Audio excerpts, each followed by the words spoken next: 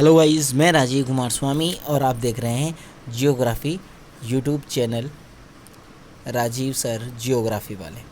तो अपन ने जो है पिछले वीडियो में अपन ने जो है चर्चा की थी तृतीयक व्यवसाय के बारे में और किस प्रकार से जो है वो होता है, कौन कौन से क्रियाकलाप उसमें शामिल होते हैं।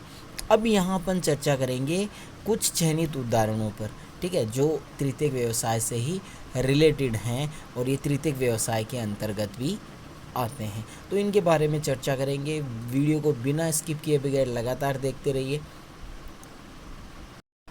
तो यहाँ अपन उदाहरणों की बात करते हैं। तो पहला उदाहरण हमारे पास है पर्यटन। तो पर्यटन जो है वो एक प्रकार की सेवा होती है, ठीक है, और इसको उद्योग में भी शामिल है वो माना जाता है। तो आइए अपन इसके बारे में चर्चा करते हैं।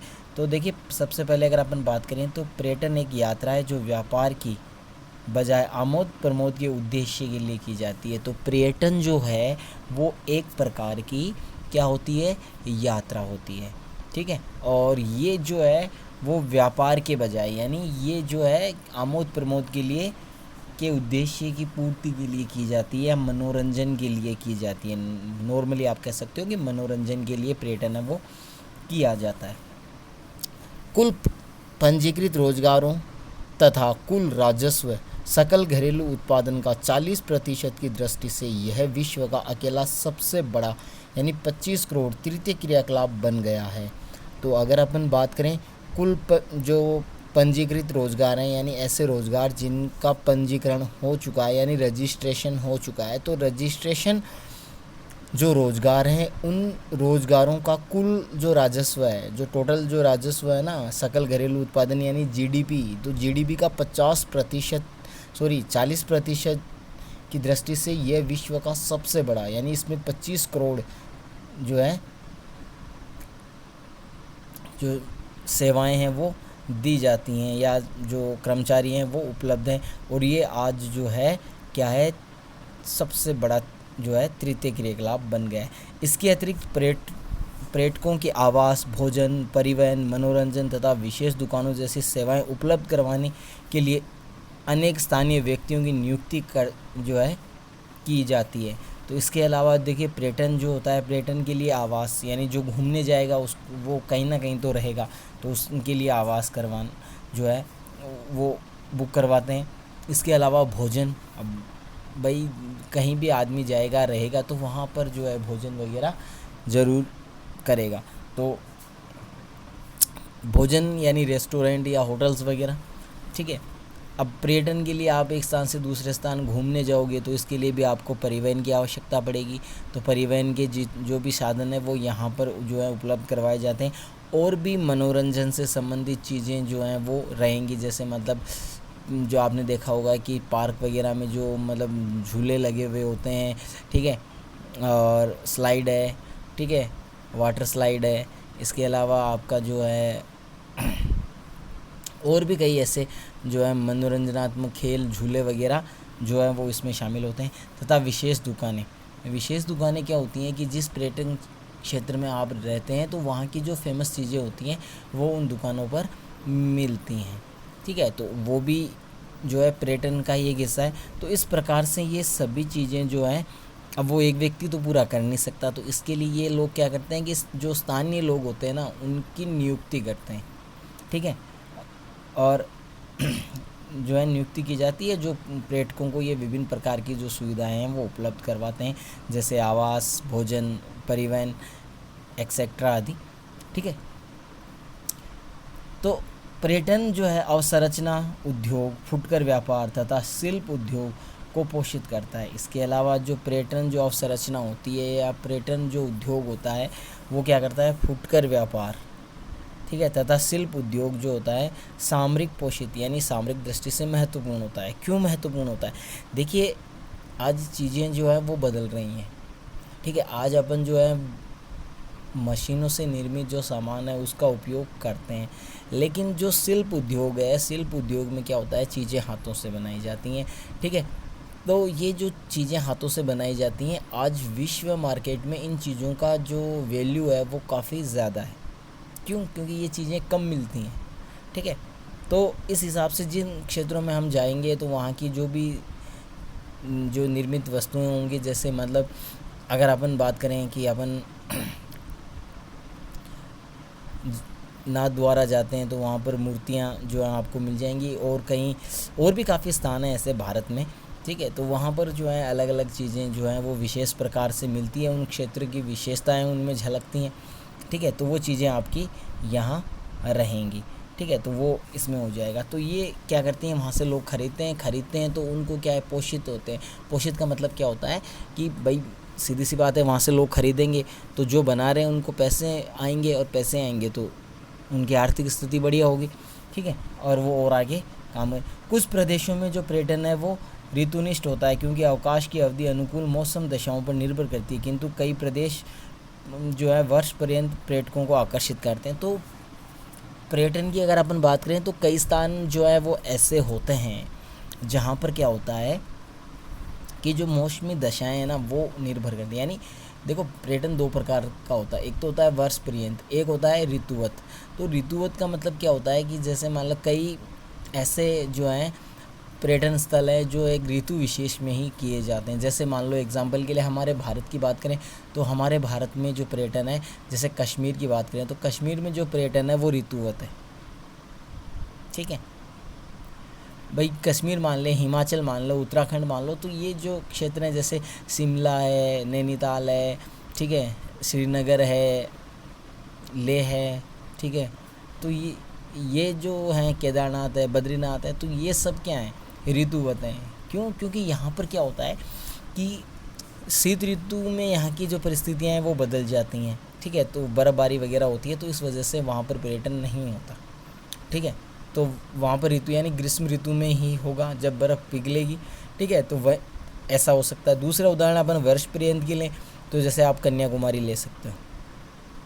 कन्याकुमारी एक ऐसा जो है पर्यटन स्थल है, वहाँ पर जो है वर्ष भर जो है आप कभी भी जा सकते हो जब आपकी इच्छा हो। वहाँ पर मौसम से संबंधित या ऋतु से संबंधित जो है किसी प्रकार की कोई बाधा उत्पन्न नहीं होगी, ठीक है। तो ये चीज़ें जो है वो रहती हैं, तो इसके हिसाब से जो है वो पर्यटन जो आगे पीछे होता रहता है। इसके बाद में अपन बात करें पर्यटन प्रदेश, तो भूमध्य सागरीय तट के चारों ओर कोष्ण स्थान जो यानी उष्ण स्थान होते हैं। भारत का पश्चिमी तट विश्व के लोकप्रिय पर्यटक गंतव्यों में से एक है। तो ये एक ऐसे भाग होते हैं जहाँ पर उष्ण प्रकार की जो जलवायु है वो पाई जाती है। अब आप सोचोगे कि शीतोष्ण सुना है,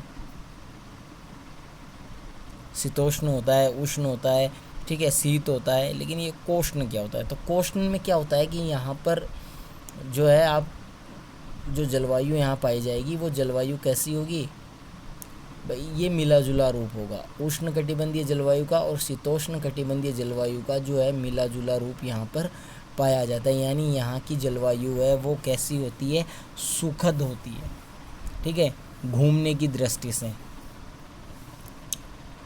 और तो यहाँ पर जो है और भारत का और जो पश्चिमी तट है वो भी इसी विशेषताओं के कारण जो है विश्व प्रसिद्ध है। अन्य में शीतकाल में खेल प्रदेश जो मुख्यतः पर्वतीय क्षेत्रों में पाए जाते हैं, मनोहर भूमि दृश्यता यंत्र तत्र फैले राष्ट्रीय उद्यान सम्मिलित हैं, स्मारकों, विरासत स्थलों और सांस्कृतिक गतिविधियों के कारण ऐतिहासिक नगर भी पर्यटकों को आकर्षित करते हैं। तो इसके अलावा और भी जो है आपके हो सकते हैं जो पर्यटन को प्रभावित करते हैं, ठीक है, जिसमें आपके ऐतिहासिक नगर हो गया, सांस्कृतिक नगर हो गया, धार्मिक नगर हो गए, ठीक है भाई, या क्षेत्र आप बोल सकते हो, तो वो रहते हैं। इसके अलावा पर्यटन को आकर्षण, ठीक है, यानी पर्यटन को प्रभावित करने वाले जो मुख्य कारण हैं वो कौन से हैं? देखिए, जलवायु सबसे पहला आता है। जलवायु की बात करें तो ठंडे प्रदेशों के अधिकांश लोग पुलिन विश्राम के लिए जो है उष्ण व धूपदार मौसम की अपेक्षा करते हैं। तो अगर जलवायु की बात करें तो देखो यहाँ पर एग्जांपल दिया है कि जो ठंडे देशों के जो निवासी होते हैं वो क्या करते हैं कि उन्हें छुट्टियां बिताना वहाँ पसंद होता है जहाँ पर उष्ण या धूपदार मौसम हो, ठीक है, यानी वहाँ की जो दशाएं हैं, जलवायु दशाएं वो उष्ण हो, ठीक है। तो इसलिए दक्षिणी यूरोप और भूमध्य सागरीय क्षेत्रों में पर्यटन के महत्व का एक प्रमुख कारण है, और यही कारण है कि दक्षिणी यूरोप और आपका जो भूमध्य सागरीय क्षेत्र है वहाँ पर जो लोग हैं वो पर्यटन के लिए ज़्यादा जाते हैं। अवकाश के शीर्षक मौसम में यूरोप के अन्य भागों की अपेक्षा भूमध्य सागरीय जलवायु में लगभग सतत ऊंचा तापमान, धूप की लंबी अवधि और निम्न वर्षा की दिशाएं होती हैं। ठीक है, अब यहाँ पर देखिए अब कि जो भूमध्य सागरीय जो जलवायु है वो यहाँ पर जो लगभग है सतत जो तापमान है वो लगभग उच्च बना रहता है। ठीक है, इसके अलावा जो धूप के दिन जो अवधि होती है वो भी बड़ी होती है, लंबी होती है। ठीक है, कहने का मतलब है कि भाई जैसे भूमध्य सागर जो है वो भूमध्य रेखा के करीब आता है। ठीक है, यानी यूरोप, अगर उत्तरी यूरोप की बात करें तो उत्तरी यूरोप की तुलना में भूमध्य सागर है वो भूमध्य रेखा के नज़दीक है, और जाहिर सी बात है कि भूमध्य रेखा पर जो दिन की अवधि है वो बढ़ जाती है। ठीक है, धूप तीव्र होती है, और यहाँ पर जो वर्षा की दशाएं हैं वो भी निम्न होती हैं। शीतकाल अवकाश का आनंद लेने वाले लोग जो हैं विशिष्ट जलवायु ज़रूरत होती हैं, जैसे या तो वो अपनी गृह क्षेत्रों की तुलना में ऊंचे तापमान तथा स्कीइंग के लिए अनुकूल हिमावरण होता है। ठीक है, तो जो ठंडे देशों में जाना चाहते हैं तो उनको जो है हिमावरण वगैरह ऐसी स्थानों पर वो जाना ज़्यादा पसंद करेंगे। नेक्स्ट आपका आता है भूदृश्य। तो यहाँ पर अगर अपन देखें तो कई लोग जो हैं वो लोगों को आकर्षित करने वाले जो है पर्यावरण के अवकाश बिताना पसंद करते हैं। तो कई लोग हैं वो आकर्षित करने वाले जो पर्यावरण है वहाँ अवकाश बिताना ज़्यादा पसंद करते हैं, जिसका अर्थ क्या होता है कि पर्वत, झील, दर्शनीय समुद्री तट और मनुष्य द्वारा पूर्ण रूप से अपरिवर्तित भूदृश्य। ठीक है, यानी लोग ऐसे स्थानों पर जाना चाहते हैं जो स्थान जो हैं क्या हो, महत्वपूर्ण हो, साथ ही साथ मंत्रमुग्ध करने वाले हों। ठीक है, या आप कह सकते हो मन को भाने वाले हों। ठीक है, जैसे मान लो पर्वतीय क्षेत्रों का नज़ारा जो होता है वो अपने आप में एक महत्वपूर्ण होता है। इसके अलावा झील, तो झील के किनारे जो है शांति और जिस प्रकार के वहाँ का जो स्थिति रहती है तो वो काफ़ी ज़्यादा मनमोह लेती है। इसके अलावा जो है दर्शनीय समुद्र तट, अगर अपन बात करें इसमें तो मैं आपको एक एग्जांपल दूंगा आपको कन्याकुमारी का। ठीक है, कन्याकुमारी का जो समुद्री तट है वो अपने आप में जो है अलौकिक है। अलौकिक कैसे है? तो देखो मैं बताऊं कि कन्याकुमारी के तट पर जब सूर्य उदय होता है और जब सूर्य अस्त होता है, ठीक है, उदय और अस्त दोनों समय की ये बात है। ठीक है, तो जब उदय और अस्त होता है तब वो जो नज़ारा होता है ना, वो नज़ारा इतना अच्छा होता है, इतना सुंदर होता है, इतना मनमोहित होता है कि आप उसको देखकर मतलब ऐसा आपको अनुभव करोगे जैसे मतलब आप पृथ्वी पर नहीं बल्कि कहीं और हो। ठीक है, इतना सुंदर दृश्य का वो जो है निर्माण होता है जब सूर्य अस्त और उदय होता है। कहाँ? कन्याकुमारी। ठीक है, समुद्र तट है। ठीक है, तो इस प्रकार के जो स्थान होते हैं तो लोग वहाँ पर ज़्यादा जाना पसंद करते हैं। और इसके अलावा ऐसे स्थानों भी लोग जाना पसंद करते हैं जहाँ मानव की गतिविधियों से जो है उस क्षेत्र में किसी प्रकार का कोई नुकसान नहीं हुआ है। तो ऐसे क्षेत्रों में लोग हैं वो रहना पसंद करते हैं। इसके बाद में आता है इतिहास एवं काल। तो किसी भी क्षेत्र के इतिहास और काल में जो संभावित आकर्षण होता है, लोग प्राचीन और सुंदर नगरों को पुरातत्व के स्थानों पर जाते हैं और किले, महलों और गिरजाघरों को देखकर आनंद उठाते हैं। तो इसके अलावा अगर अपन बात करें इतिहास एवं काल की, तो लोग जो हैं ऐसे स्थानों पर जाना ज़्यादा पसंद करते हैं जिन स्थानों का क्या हो, ऐतिहासिक महत्व हो या कालिक महत्व हो। ठीक है, क्यों जाते हैं? क्योंकि ऐसे क्षेत्र जो होते हैं ना वो काफ़ी ज़्यादा मनमोहक होते हैं। कैसे होते हैं? जैसे या इतिहास से उनसे जुड़े, जैसे मान लो ये एग्जांपल की बात करें, अपन राजस्थान की बात करते हैं तो राजस्थान का जो भाग है, राजस्थान के अंदर क्या है, बहुत से प्राचीन जो है ऐतिहासिक नगर हैं। ठीक है, ऐतिहासिक नगर हैं, तो इस वजह से राजस्थान में पर्यटन है वो ज़्यादा आता है। किस लिए? ऐतिहासिक और जो है कला से संबंधित। ठीक है, क्योंकि राजस्थान में विभिन्न प्रकार की जो इमारतें बनी हुई है जो इतिहास में तो अपना महत्व रखती हैं, इसके साथ साथ वो कला के भी उत्कृष्ट उदाहरण है। ठीक है, तो अब ऐतिहासिक नगरों की बात करें, जैसे मान लो राजस्थान का चित्तौड़, तो राजस्थान में चित्तौड़गढ़ जो है वहाँ पर सबसे ज़्यादा पर्यटन आते हैं। क्यों आते हैं? क्योंकि वहाँ का इतिहास जो है वो काफ़ी गौरवशाली रहा है, इस वजह से वहाँ लोग ज़्यादा जाते हैं क्योंकि इतिहास से जुड़ा हुआ है। ठीक है, इसके अलावा दूसरा अगर अपन देखें तो जयपुर लोग बहुत ज़्यादा आते हैं। ठीक है, जयपुर सबसे ज़्यादा पर्यटक जयपुर आते हैं। तो जयपुर क्यों आते हैं?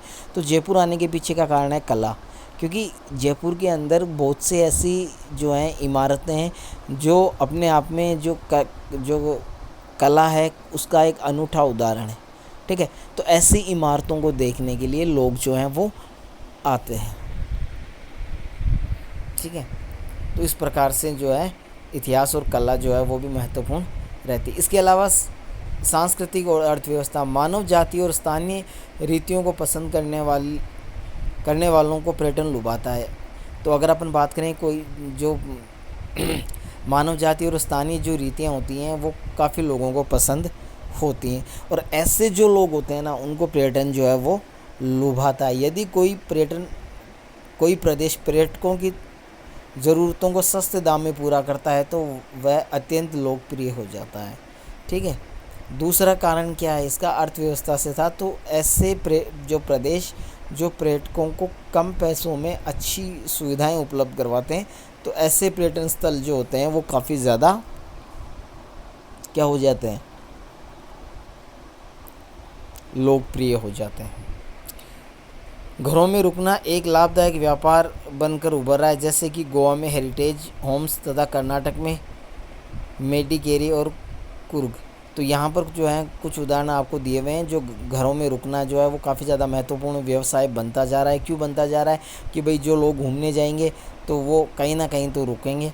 ठीक है, तो इसलिए जो यहाँ पर उदाहरण दिया हुआ है, एक तो गोवा का आपको दिया हुआ है और एक कर्नाटक का दिया हुआ है। तो यहाँ पर जो इस प्रकार के जो रूम होते हैं जो पर्यटकों को दिए जाते हैं, तो गोवा में उनको हेरिटेज होम कहते हैं तथा कर्नाटक में इनको मेडिकेरी और कुर्ग के नाम से जाना जाता है। नेक्स्ट अपन देखते हैं। तो अब यहाँ पर जो दूसरा आपका आ जाता है पर्यटन, यहाँ पर जो है कंप्लीट हो चुका है। अब आएगा भारत में जो है समुद्र पार रोगियों के लिए स्वास्थ्य सेवाएं। तो अगर 2005 की अगर अपन बात करें तो संयुक्त राज्य अमेरिका से उपचार के लिए 55,000 रोगी जो है वो भारत आए। ठीक है, तो ये आंकड़ा सबसे पहले आपके पास दिया हुआ है कि 2005 में 55,000 यूएसए के नागरिक जो हैं वो भारत में इलाज करवाने के लिए आए। ठीक है, ये बहुत बड़ी बात है। अमेरिका जो हमसे बहुत ज़्यादा आगे है, ठीक है, किसके मामले में? मेडिकल में। ठीक है, फिर भी वहाँ के जो लोग हैं 55,000 लोग, ये संख्या, ये समझिए इस बात को कि ये आंकड़ा जो है वो बहुत ही बड़ा है, छोटा आंकड़ा नहीं है। ठीक है, तो ये इलाज के लिए यहाँ है। संयुक्त राज्य स्वास्थ्य सेवा तंत्र के अंतर्गत प्रतिवर्ष होने वाले लाखों शल्य कर्मियों की तुलना में यहाँ बहुत कम हैं।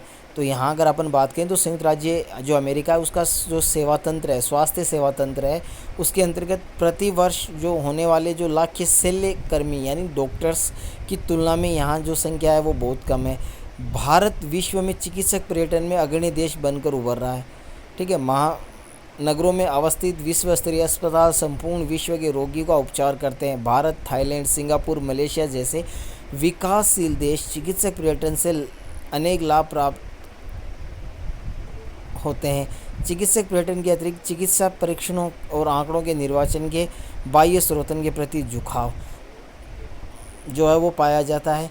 भारत, स्विट्जरलैंड और ऑस्ट्रेलिया के अस्पताल विकिरण बिंबों के अध्ययन से लेकर चुंबकीय अनुनाद बिंबों के निर्वाचन और पराश्रय के परीक्षणों तक की विशिष्ट चिकित्सक सुविधा को उपलब्ध करवा रहे हैं। बाह्य स्रोतन में यदि ये गुणवत्ता में सुधार करने अथवा विशिष्ट सेवाएं उपलब्ध करवाने पर केंद्रित है तो बाह्य स्रोतन रोगियों के लिए अत्यधिक लाभदायक होता है। तो यहाँ पर समझिए आपकी मोटा कारण क्या है कि यहाँ पर जो लोग हैं वो ज़्यादा आ रहे हैं। तो इसके पीछे का कारण मैं आपको बताऊं तो इसके पीछे का सबसे मोटिव जो कारण है वो कारण ये है कि हमारे यहाँ जो सिस्टम है वो सिस्टम अन्य देशों की तुलना में बहुत ही कम खर्चीला है। ठीक है, यहाँ पर मतलब इलाज अच्छा है और पैसे कम हैं, यानी कहने का मतलब क्या है कि जो स्वास्थ्य सेवाएं हैं उनके ऊपर खर्च बहुत ही कम आता है और विभिन्न प्रकार के जो रोग हैं उनका इलाज यहाँ पर अच्छे से किया जाता है। ठीक है, तो ये दोनों ही कारण मिलकर क्या करते हैं, भारत में जो बाहर से जो रोगी भारत आ रहे हैं इलाज करवाने के लिए, उनको अपनी ओर आकर्षित करते हैं। ठीक है, तो ये भी एक चिकित्सा पर्यटन, ये भी एक पर्यटन है। ठीक है, तो इस कारण से लोग जो है वो भारत में आ रहे हैं। अच्छी सुविधा और कम पैसे पर जो है इलाज होता है, उन्नत तकनीक के साथ यहाँ पर इलाज होता है, तो यही कारण है। चिकित्सक पर्यटन जो है वो जब चिकित्सक उपचार को अंतर्राष्ट्रीय पर्यटन गतिविधि से संबंध कर दिया जाता है तो इससे सामान्य चिकित्सक पर्यटन कहा जाता है। तो जब चिकित्सा उपचार जो है वो अंतर्राष्ट्रीय पर्यटन गतिविधियों के साथ ऐड कर दिया जाता है या जोड़ दिया जाता है तो उससे अपन क्या कहेंगे, चिकित्सक पर्यटन कहेंगे। अब आता है चतुर्थ क्रियाकलाप। तो कोपेनहेगन और न्यूयॉर्क में एक बहुराष्ट्रीय कंपनी के मुख्य कार्य अधिकारी तथा चिकित्सक प्रतिलेख मेडिकल ट्रांसमिशंस के बीच क्या समानता है। ये लोग सेवा सेक्टर के उस भाग में कार्य करते हैं जो ज्ञानोन्मुखी है।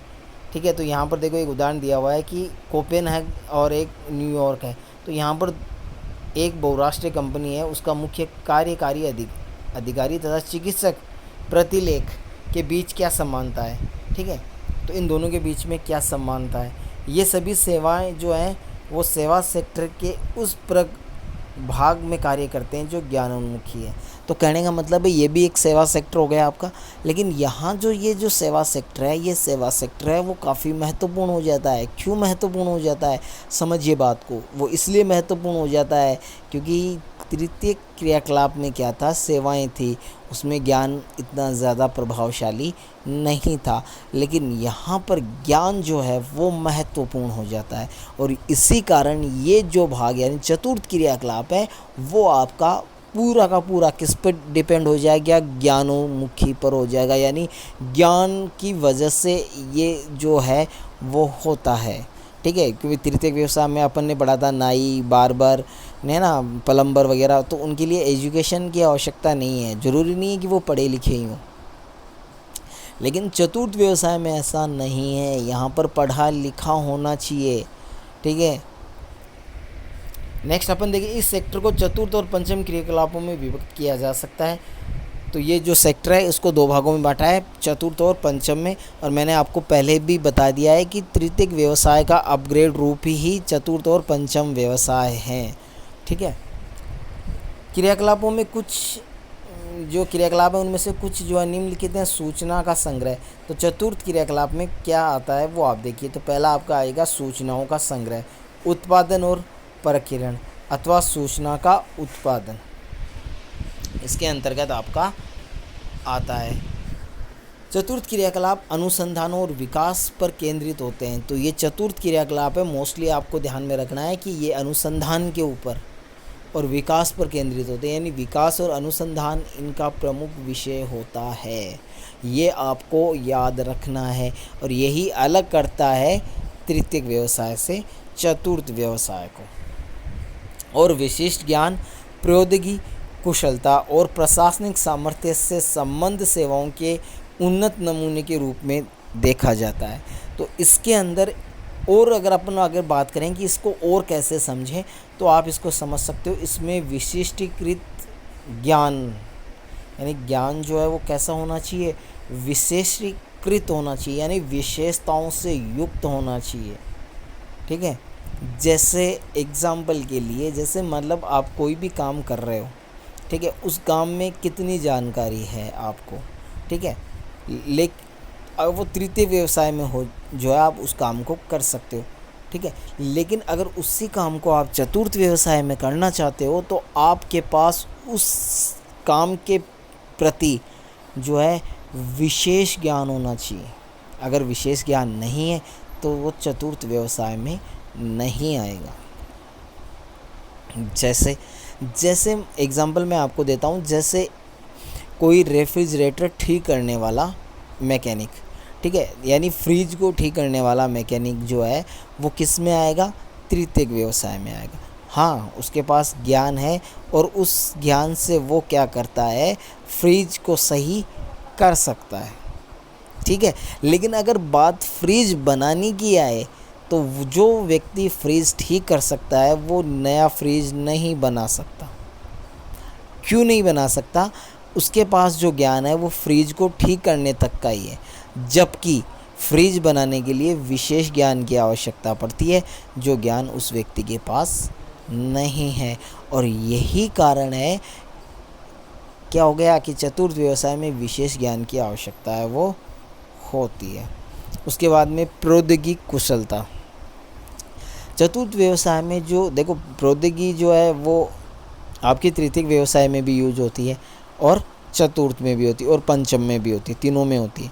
ठीक है, तो अब आप कहोगे कि प्रौद्योगिकी आधार पर इसको हम अलग कैसे करें कि भाई द्वितीय कौन सा है, तृतीय कौन सा है, तृतीय कौन सा है, चतुर्थ कौन सा है और पंचम कौन सा है। ठीक है, आ गई समस्या।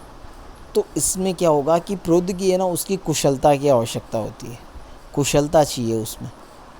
ठीक है, जबकि तृतीयक व्यवसाय में कुशलता की आवश्यकता नहीं है। प्रौद्योगिकी का ज्ञान अगर आपको है तो आप अपने हिसाब से काम को कर सकते हैं, लेकिन चतुर्थ व्यवसाय में ऐसा नहीं है। यहाँ पर आपको ज्ञान जो है वो चाहिए ही चाहिए। और कैसा ज्ञान चाहिए? वो ज्ञान जो है या आपकी जो तकनीकी है वो तकनीकी में आप पूरी तरीके से कुशल होने चाहिए। ठीक है, तभी वो क्या होगा, चतुर्थ व्यवसाय माना जाएगा। अगर ऐसा नहीं है तो वो तृतीयक व्यवसाय हो जाएगा।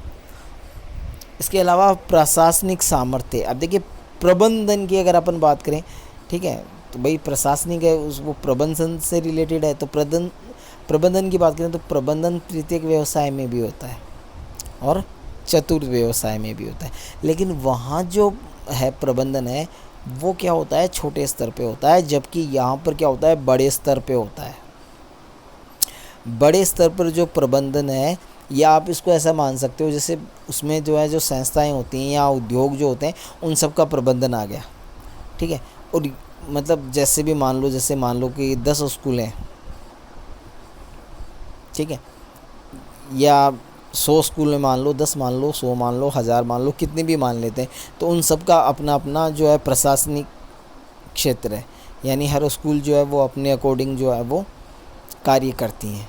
भाई अब कार्य करने का मतलब क्या है, अब मान लो जैसे देखो कई स्कूल हैं उनमें फर्स्ट पीरियड ज्योग्राफी का आ रहा है, तो कई में इंग्लिश का आ रहा है, कई में पॉलिटिकल का आ रहा है, कहीं पर इंग्लिश लिटरेचर का आ रहा है, तो वो अपने हिसाब से करती हैं। ज़रूरी नहीं है कि एक स्कूल में अगर मान लो पहला पीरियड ज्योग्राफी का है तो सब जितनी भी हज़ारों स्कूल हैं उन सब में ज्योग्राफी का ही रहेगा, या इंग्लिश का है तो इंग्लिश का ही रहेगा। तो ये कंपलसरी नहीं है। ठीक है, ये क्या है, वहाँ के जो स्थानिक प्रशासन है जो स्कूल का, उसके ऊपर डिपेंड रहेगा। अब वो जितनी भी 1000 स्कूल हैं वो 1000 जो प्रबंधन हो गए, अब उनके ऊपर नियम किसके चलते हैं, माध्यमिक शिक्षा बोर्ड के। अपने राजस्थान की बात कर रहा हूँ मैं, तो किसके चल रहे हैं, माध्यमिक शिक्षा बोर्ड के चल रहे हैं।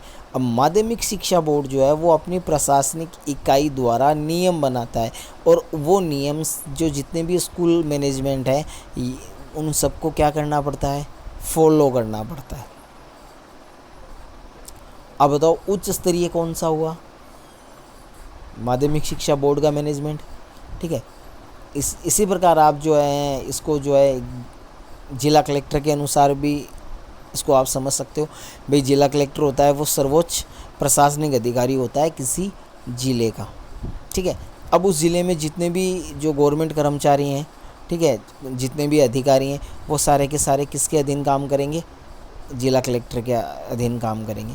तो जो नियम, जो प्रशासनिक नियम है जो जिला कलेक्टर बनाएगा, वही जो नियम है वो सभी कर्मचारी जो है उसको पालन करेंगे और जनता भी उसी का पालन करेगी। तो यहाँ पर कलेक्टर क्या हो गया भाई, विशेष हो गया। ठीक है, तो इस प्रकार से इसमें रहता है। चतुर्थ सेक्टर, आर्थिक वृद्धि के आधार के रूप में तृतीयक सेक्टर के साथ चतुर्थ सेक्टर ने भी सभी प्राथमिक और द्वितीयक से रोजगार को प्रतिस्थापित कर दिया है। विकसित अर्थव्यवस्थाओं में आधे से अधिक कर्मी ज्ञान के इस क्षेत्र में कार्यरत हैं तथा पारस्परिक कोष यानी म्यूचुअल फंड प्रबंधकों से लेकर परामर्शदाताओं, सॉफ्टवेयर सेवाओं की मांग में अति उच्च वृद्धि हुई है। तो अगर अपन बात करें तो तृतीयक जो आर्थिक सेक्टर है, आर्थिक सेक्टर में तृतीयक सेक्टर और चतुर्थ सेक्टर जो है उन्होंने क्या कर दिया, प्राथमिक और द्वितीयक सेक्टर जो है उसमें काम करने वाले लोगों की संख्याओं को कम कर दिया, यानी अपनी ओर, यानी भाई ज़्यादा जो हैं लोग हैं वो तृतीय और चतुर्थ व्यवसाय में जाने लग गए। ठीक है, तो वो प्रतिस्थापन होने शुरू हो गए और जो विकसित राष्ट्र है वहाँ के आधे जो कर्मी हैं वो इसमें कार्यरत हैं। अब इसमें जो है आपका पारस्परिक कोष हो जाएगा जिसे म्यूचुअल फंड कहते हैं। ठीक है, इससे जो है प्रबंधनों से लेकर, यानी म्यूचुअल फंड के प्रबंधकों से लेकर परामर्शदाता, ठीक है, जो किसी भी काम के लिए परामर्श देते हैं और उसके बदले में पैसे लेते हैं। अब ये जो परामर्श है वो किसी भी कार्य के लिए हो सकता है, जैसे कोई उद्योगों की स्थापना है उसके लिए हो सकता है, अर्थव्यवस्था के मॉडल के लिए हो सकता है, और एजुकेशन के लिए हो सकता है, मेडिकल के लिए, मतलब काफ़ी ज़्यादा आपको ऐसे उदाहरण मिल जाएंगे, यानी किसी भी चीज़ के लिए परामर्श हो सकता है। इसके अलावा सॉफ्टवेयर सेवाएं, तो इनकी भी मांग जो है वो लगातार बढ़ती जा रही है। कार्यालय भवनों, प्रारंभिक विद्यालयों, विश्वविद्यालयों, कक्षाओं, अस्पतालों व डॉक्टरों के कार्य क्रियाकलापों, रंगमंचों, लेखा कार्य और दलाली की फर्म में काम करने वाले कर्मचारी इस वर्ग की सेवा से संबंध रखते हैं। ठीक है, तो इसमें क्या हो जाएगा कि आपके जितने भी कार्यालय भवन हैं, जितने भी आपके प्रारंभिक विद्यालय हैं, विश्वविद्यालय हैं, उनकी कक्षाएं, जितने भी हॉस्पिटल्स हैं, जितने भी डॉक्टर्स हैं के जो कार्यालय हैं, या रंगमंच हैं, या लेखाकार हैं, या दलाली फॉर्म है, तो ये सारे के सारे इसी सेक्टर से जुड़े हुए हैं। कुछ तृतीय क्रियाओं की भांति चतुर्थ क्रियाओं को भी बाह्य स्रोतन के माध्यम से किया जाता है। ये सेवाएं संसाधनों से संबंधित बंधी हुई, पर्यावरण से प्रभावित तथा अनिवार्य रूप से बाजार द्वारा स्थानीयकृत नहीं है। तो इसमें आपको जो है कुछ चीज़ें जो है वो अलग से भी देखने को मिल सकती है। ठीक है, अब अपन बात करें पंचम व्यवसाय की। तो पंचम व्यवसाय क्या है? ये उच्चतम स्तर के निर्णायक लेनेदार नीतियों का निर्माण करने वाले पंचम क्रियाकलापों को निभाते हैं। इसमें ज्ञान आधारित उद्योग जो सामान्य चतुर्थ सेक्टर से जुड़े हुए होते हैं में सूक्ष्म अंतर होता है। तो यहाँ पर अगर अपन बात करें तो चतुर्थ और पंचम जो व्यवसाय, इसके अंदर बहुत ही कम अंतर होता है, बहुत ही कम अंतर होता है कि हम आसानी से पता भी नहीं कर सकते। देखिए उसमें भी देखो कौन कौन सी, प्रशासनिक, उच्च तकनीकी, ठीक है, विशिष्ट ज्ञान, अनुसंधान, इनकी जिक्र हुआ था। तो वही चीज़ें यहाँ पर भी लागू हो रही हैं पंचम व्यवसाय में भी। ठीक है, देखिए यहाँ ऊपर आप देखिए, पहला आपकी जो लाइन है उच्च स्तर के निर्णय लेने, अब उच्च स्तर के निर्णय वहाँ पे भी लिए जा रहे थे।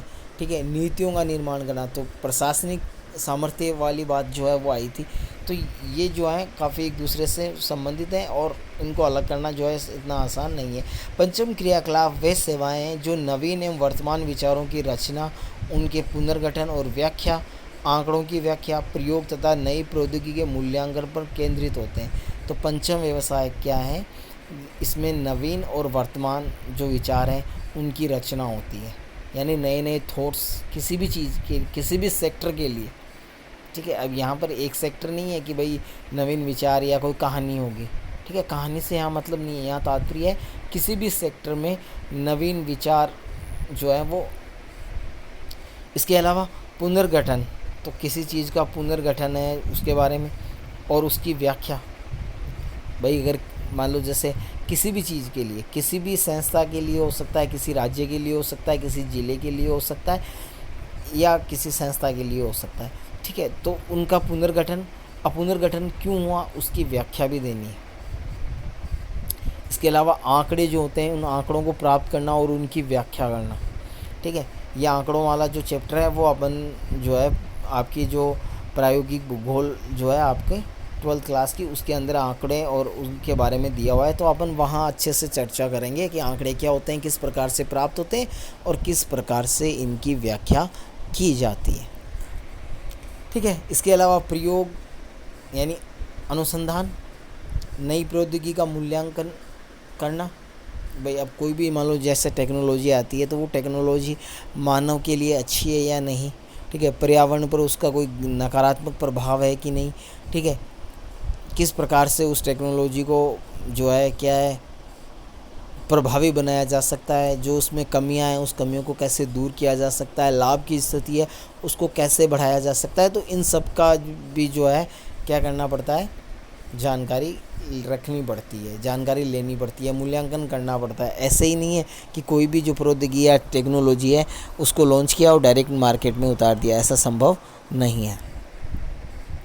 प्राय स्वर्ण कॉलर कहे जाने वाले व्यावसायिक तृतीय सेक्टर का एक और उपविभाग है जो वरिष्ठ व्यवसायिक कार्यकारियों, सरकारी अधिकारियों, अनुसंधान वैज्ञानिकों, वित्त एवं विधि परामर्शदाताओं इत्यादि के विशेष और उच्च वेतन वाली कुशलताओं का प्रतिनिधित्व करता है। तो यहाँ पर बात करें स्वर्ण कॉलर, तो स्वर्ण कॉलर, गोल्डन कॉलर जो है वो आपको याद रखना है, पंचम व्यवसाय में काम करने वाले श्रमिकों को कहा जाता है।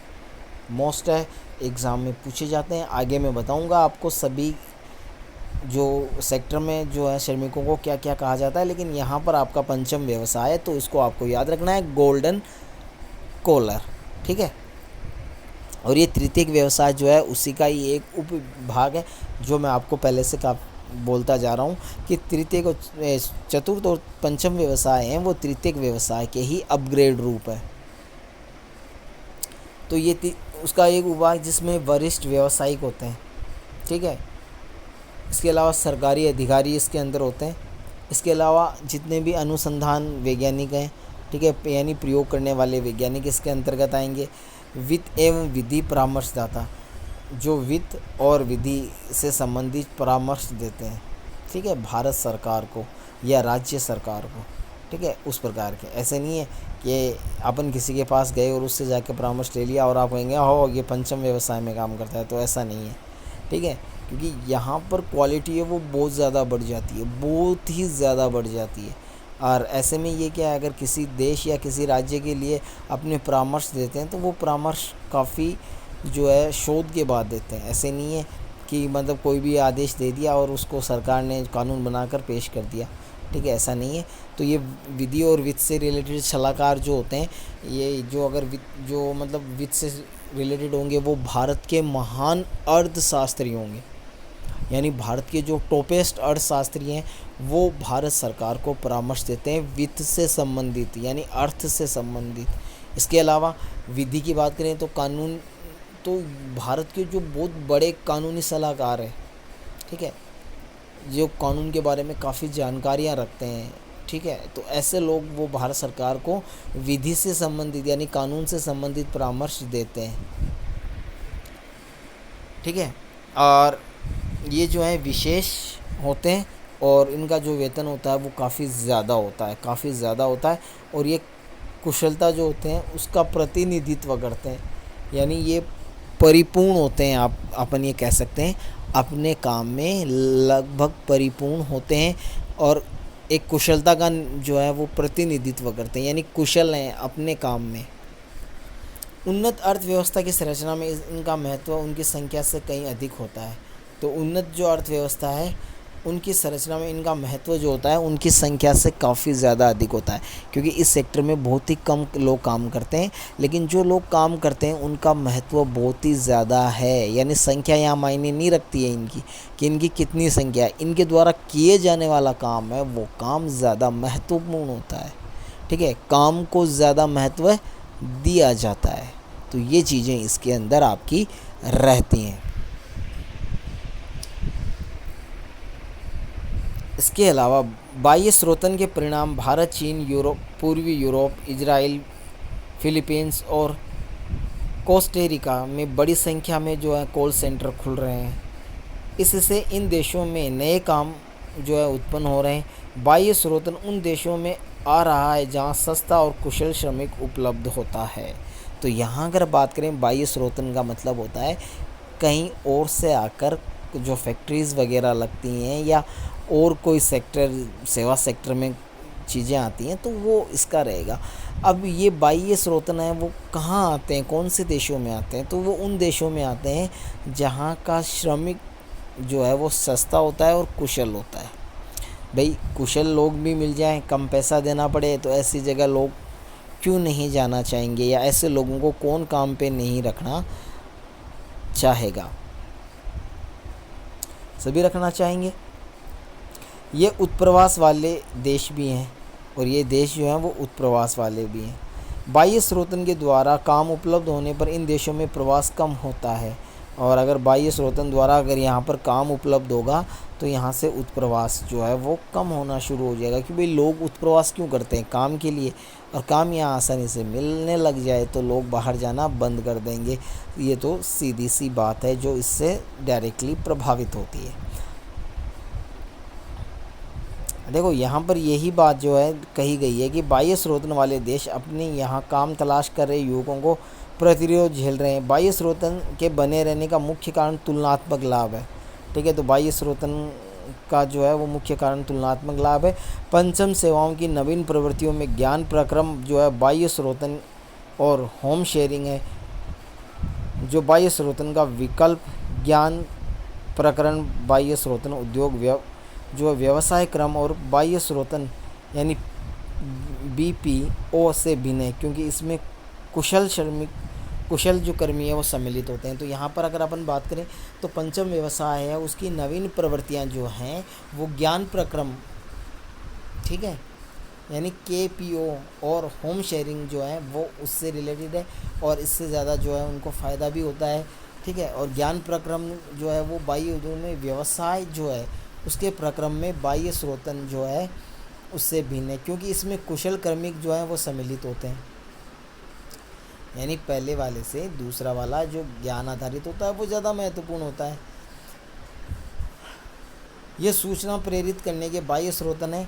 ज्ञान प्रकरण बाह्य स्रोतन कंपनियों के अतिरिक्त व्यावसायिक अवसरों उत्पन्न करने में सक्षम होते हैं, तथा ज्ञान प्रकरण बाह्य स्रोतन के उदाहरणों में अनुसंधान और विकास क्रियाएं, ई लर्निंग, व्यवसाय अनुसंधान, बौद्धिक संपदा अनुसंधान, कानूनी व्यवसाय और बैंकिंग सेक्टर आते हैं।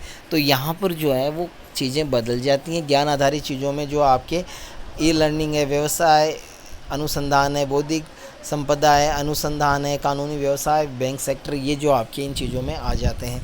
उसके बाद में अगर अपन नेक्स्ट बात करें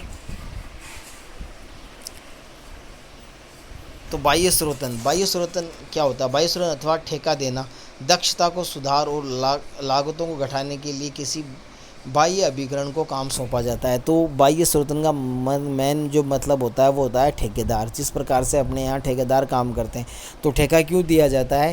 ताकि जो है पैसे कम लगे और काम जल्दी हो जाए।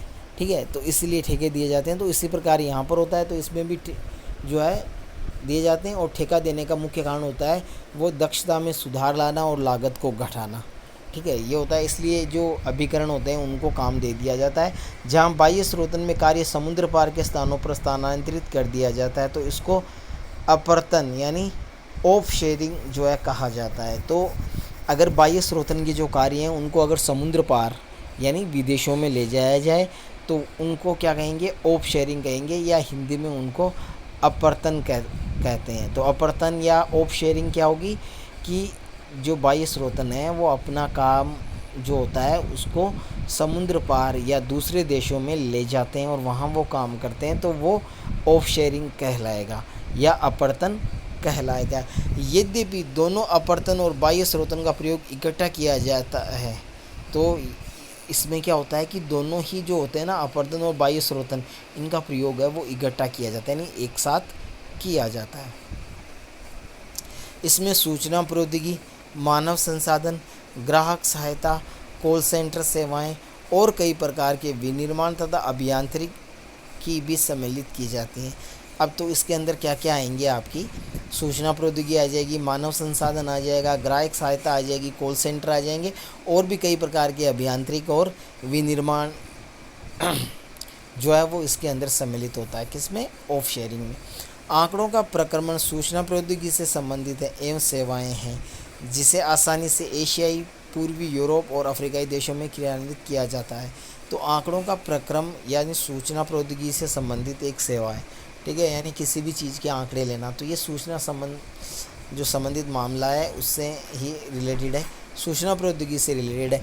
अगर मान लो अपन किसी भी देश के आंकड़े इकट्ठे करते हैं तो उन आंकड़ों से हमें उस देश के बारे में सूचनाएं प्राप्त होती हैं। ठीक है, तो इसलिए आंकड़ों का जो काम है वो सूचना प्रौद्योगिकी का से रिलेटेड है। और ये जो है एशियाई देशों में, यूरोपियन देशों, पूर्वी यूरोपियन देशों में और अफ्रीकाई देशों में इसको काफ़ी ज़्यादा क्रियान्वित किया जा रहा है। इन देशों में विकसित देशों की अपेक्षा कम पारिश्रमिक पर अंग्रेजी भाषा में अच्छी निपुणता वाले सूचना प्रौद्योगिकी में कुशल कर्मी उपलब्ध हो जाते हैं। तो इसका कारण क्या है? क्योंकि यहाँ पर अंग्रेजी बोलने वाले लोग हैं वो विकसित देशों की तुलना में आसानी से और कम पैसे पर उपलब्ध हो जाते हैं। अंततः हैदराबाद अथवा मनाली में स्थापित एक कंपनी भौगोलिक सूचना तंत्र की तकनीकों पर आधारित परियोजनाओं पर संयुक्त राज्य अमेरिका अथवा जापान जैसे देशों के लिए काम करती है। अब यहाँ पर उदाहरण दे रखा है आपका हैदराबाद और मनीला का। तो यहाँ दो स्थान है जहाँ पर एक जो कंपनी है जो है भौगोलिक सूचना तंत्र की तकनीकों पर आधारित है, और ये जो परियोजना है वो संयुक्त राज्य अमेरिका और जापान की है। तो यहाँ से यानी भारत से ये कंपनी जो है उनको क्या करके देती है, आंकड़े जो है एकत्रित करती है और वो आंकड़े संयुक्त राज्य अमेरिका और जापान को देती है। ठीक है। अब ये काम जापान और अमेरिका अपने देश में भी करवा सकते हैं, लेकिन ये वहाँ पर काफ़ी ज़्यादा महंगा हो जाएगा। भारत में हो रहा है तो सस्ता हो रहा है और उनको उनकी सूचनाएं मिल रही हैं। श्रम संबंधित कार्यों को समुद्र पार क्रियान्वित करने से, चाहे वह भारत, चीन और यहाँ तक कि अफ्रीकाई का कम जो है सघन जनसंख्या वाला देश बोत्सवाना हो, या ऊपरी लागत बहुत कम होती है जिससे यहाँ सेवाएं लाभदायक हो जाती हैं। तो इसके ऊपर जो लागत है वो कम आती है, जिसकी वजह से यहाँ पर जो है अधिक लाभ जो है वो प्राप्त होता है। और यही कारण है कि ऑफ शेयरिंग का। होम शेयरिंग क्या होती है? जिस क्षेत्र में है उसी क्षेत्र में रहकर कार्य का जो है क्रियान्वयन करवाना या कार्य को पूरा करना जो है आपका क्या कहलाएगा? होम शेयरिंग कहलाएगा। ठीक है। अब यहाँ पर अपन नेक्स्ट देखते हैं, लास्ट में अपना हो जाएगा, तो वो आपका है, देखिए ये आंकड़े आपको जो है यहाँ पर दिख ही रहे हैं। तो कॉलर का रंग यानी श्रमिकों का रंग और कार्य की प्रकृति। तो देखो सबसे पहले आता है आपका लाल कॉलर। तो लाल कॉलर प्राथमिक व्यवसाय में, ठीक है। उसके बाद में आपका स्वर्ण कॉलर पंचम व्यवसाय में, श्वेत कॉलर है वो चतुर्थ व्यवसाय में, ब्लू को धूसर कॉलर है वो आपका तृतीय व्यवसाय में, लेकिन पुरुषों के लिए याद रखना है तृतीय व्यवसाय में यहाँ पर धूसर कॉलर और गुलाबी दोनों आएंगे। गुलाबी आएगा महिलाओं के लिए, धूसर आएगा पुरुषों के, नीला आता है द्वितीय व्यवसाय का। ठीक है। तो ये आपको याद रखना है। अंक विभाजन का सूचना और संचार प्रौद्योगिकी पर आधारित विकास से मिलने वाले अवसरों का वितरण पूरे ग्लोब पर समान रूप से जो है वितरित है। तो अगर अपन बात करें तो सूचना और संचार प्रौद्योगिकी पर आधारित जो विकास से मिलने वाले जो अवसर हैं उसकी अगर वितरण की पूरे ग्लोब पर देखें तो वो असमान वितरित है। देश में विस्तृत आर्थिक, राजनीतिक और सामाजिक भिन्नताएं पाई जाती है। भाई हर एक देश जो होता है उसके अंदर आर्थिक, राजनीतिक और सामाजिक भिन्नताएं पाई जाती हैं, और निर्णायक कार्य यह है कि कोई भी देश इतनी शीघ्रता से अपने नागरिकों को सूचना और संचार प्रौद्योगिकी तक पहुंच और उसके लाभ उपलब्ध नहीं करवा सकता। तो अगर निर्णायक की अगर अपन बात करें तो कोई भी देश जो है वो इतना मतलब शक्तिशाली या इतना पावरफुल नहीं है कि वो अपने सभी नागरिकों को सूचना और संचार प्रौद्योगिकी जो है उस तक उसकी पहुंचा सके और उसको लाभ उपलब्ध करवा सकते हैं। ऐसा संभव नहीं है। एग्जाम्पल के लिए अगर अपन बात करें भारत की, तो भारत की अगर अपन बात करें तो भारत इतना सक्षम नहीं है कि भारत अपने सभी नागरिकों को सूचना और संचार प्रौद्योगिकी जो है उसके बारे में उसकी पहुंच और उसके लाभ दोनों बता सकें, यानी तो ऐसा संभव नहीं है। ठीक है। भारत के लिए नहीं, अमेरिका और चीन जैसे देशों के लिए भी संभव नहीं है। विकसित देश सामान्य रूप से इस दिशा में आगे बढ़ गए हैं, जबकि विकासशील देश पिछड़ गए हैं। तो जो विकसित देश हैं वहाँ पर ये जो पॉलिसी है वो धीरे धीरे आगे बढ़कर आज लगभग वहाँ के नागरिकों के पास ये चीज़ें उपलब्ध हैं, यानी सूचना और जो है प्रसार जो प्रौद्योगिकी है, संचार प्रौद्योगिकी है, उसका विकास वहाँ पर हो चुका है, लेकिन धीरे धीरे स्टेप बाय स्टेप, एक साथ नहीं हुआ है। ये याद रखना, धीरे धीरे हो गया है। तो आज वो लोग इस क्षेत्र में क्या है, संपन्न हो गए हैं, जबकि विकासशील है इस क्षेत्र में पिछड़ गए हैं। और इसी को ही अंकीय विभाजन कहा जाता है। और इसी को ही क्या कहा जाता है? अंकीय विभाजन कहा जाता है। किसे कहा जाएगा? सूचना और संचार प्रौद्योगिकी पहुँच अपने लोगों तक और उनके लाभ लोगों को पहुँचाना, ठीक है। और इसमें जो विकसित देश हैं वो ये लाभ पहुंचा चुके हैं, लेकिन विकासशील देश जो हैं वो ये लाभ नहीं पहुंचा पाए। तो इनके बीच में जो अंतर है वही अंकीय विभाजन है, ठीक है। तो ये आपका है। इसी प्रकार देश के भीतर अंकीय विभाजन विद्यमान हो। उदाहरणतः भारत अथवा रूस जैसे विशाल देशों में ये असंभावी है कि महानगरीय केंद्रीय जैसे निश्चित क्षेत्रों में परिदृश्य ग्रामीण क्षेत्रों की तुलना में अंकीय विश्व के साथ बेहतर संबंध तक पहुंच पाई जाती है। तो भारत और रूस जैसे देशों में ये जो है पहली बात तो असंभव है, ठीक है। ऐसा मतलब इतना आसान नहीं है। फिर भी अगर यहाँ के महानगरों की बात करें तो यहाँ के महानगर जो हैं वो आज इन क्षेत्रों में, निश्चित क्षेत्रों में जो हैं वो काफ़ी ज़्यादा आगे बढ़ चुके हैं और विश्व के जो अंकीय विभाजन है उसके साथ काफ़ी बेहतर संबंध है। लेकिन गांव अभी भी जो है तुलना की दृष्टि से पिछड़े हुए हैं। तो ये चैप्टर आपका समाप्त होता है। क्वेश्चन आंसर जो हैं सभी के एक साथ देखेंगे हर एक चैप्टर के। तो वो वीडियो में जो है वो अलग से आपको बनवाऊंगा, उसमें अपन जो महत्वपूर्ण क्वेश्चन होंगे उनके बारे में चर्चा करेंगे, बाकी क्वेश्चन के बारे में हम चर्चा नहीं करेंगे। तो इस वीडियो में बस इतना ही। नेक्स्ट वीडियो में नए चैप्टर के साथ फिर से मुलाकात होगी। तब तक के लिए नमस्कार, धन्यवाद।